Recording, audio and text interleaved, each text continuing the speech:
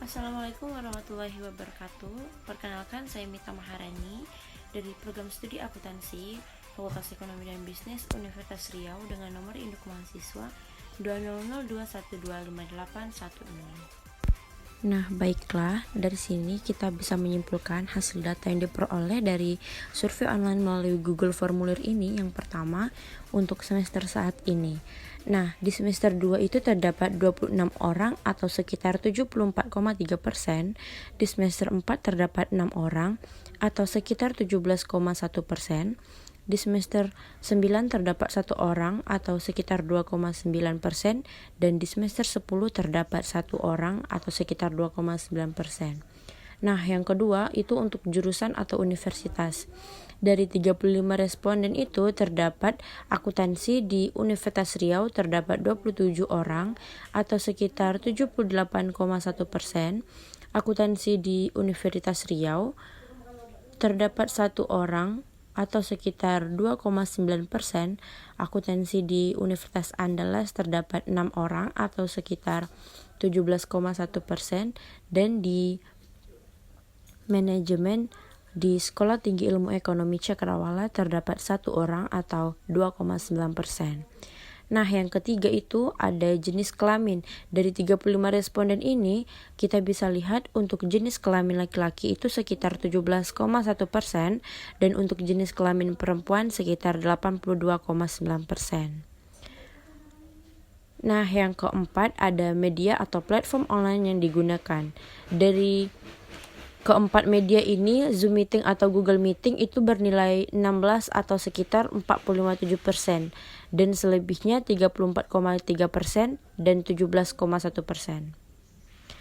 Yang kelima itu untuk metode pembelajaran yang digunakan saat daring, itu yang lebih banyak ke penjelasan detail oleh dosen bernilai 15 atau sekitar 42,9%. Selebihnya ada diskusi via WhatsApp group atau Google Classroom sekitar 34,3%, dan dosen memberikan bahan ajar dan tugas bernilai 10 atau sekitar 28,6%. Nah, untuk bahan ajar dan tugas yang diberikan oleh dosen, itu yang paling banyak ialah melalui PowerPoint atau PowerPoint presentation sekitar 45,7%.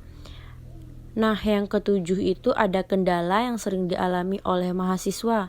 Itu ada yang kendalanya di kuota internet, itu bernilai sekitar 28,6%. Kendala di koneksi jaringan bernilai 13 atau sekitar 37,1%. Dan penyampaian materi oleh dosen yang kurang efektif bernilai 40 atau sekitar 40%. Nah, ini yang paling banyak ya. Nah, jadi yang selebihnya itu ada juga yang sulit berkonsentrasi untuk mendengarkan dosen menjelaskan, itu ada juga yang bosan, itu sekitar 28,6%, dan dosen tidak pernah menjelaskan bernilai 1 atau sekitar 2,9%. Nah, ini kita bisa lihat ya untuk kesimpulan dan saran, ini banyak sekali yang menyarankan lebih cepat offline karena banyak nih lumayan efektif deh, karena dosen memberikan bahan ajar melewati PPT yang cukup lengkap.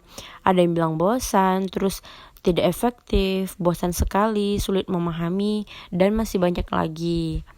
Nah, untuk yang selanjutnya itu dapat kita simpulkan juga bahwa untuk yang memberikan saran ini pastinya sangat banyak memiliki kendala seperti yang sudah dijelaskan.